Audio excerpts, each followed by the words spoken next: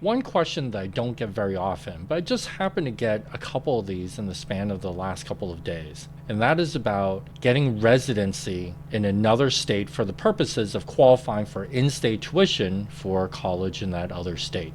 It is not nearly as easy as it used to be.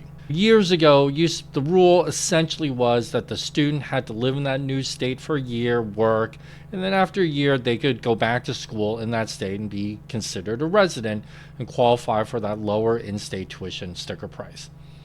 But the rules have totally changed. Now, every state's a little bit different, but the requirements are generally far more comprehensive. It's not just about living in a place for a year anymore and working. You have to show that you're not there and not doing this for the sole purpose of getting in-state tuition.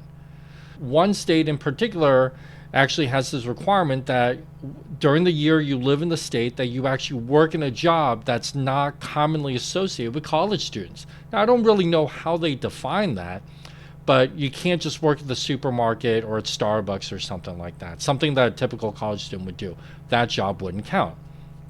Another state also says, hey, you can live there for a year, you can work, but as long as your parents claim you as a dependent on their tax return, and if your parents live out of state, meaning in the home state, you will never become a resident of that new state as a student to qualify for in-state tuition. And then there are financial tests.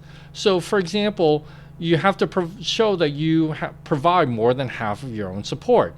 But some states also look at gifts. So for example, if you just work part-time, 10 hours a week, working minimum wage, but then you magically have $50,000 in your checking account that wink, wink, nudge, nudge that your parents or relative gave you, well, that doesn't count because the state can figure out that you didn't actually earn it. It was a gift, and therefore the support wasn't from yourself. It was actually from someone else. The rules are far, far different than they used to be. What I tell most people is this. Look, if you're trying to qualify for lower tuition, get some aid to get closer to the in-state costs, you're better off trying to maximize the existing aid programs that college has. For those public colleges that really do like students from out of state, it's generally not that difficult to do. So you don't have to go through all of this stuff to try and qualify for in-state residency to get that lower tuition rate. And quite frankly, most parents and most families don't plan far enough in advance to do these things. I hope that information is helpful, and keep your questions coming. Put them in the chat or comment on the video, and I'll see you next time.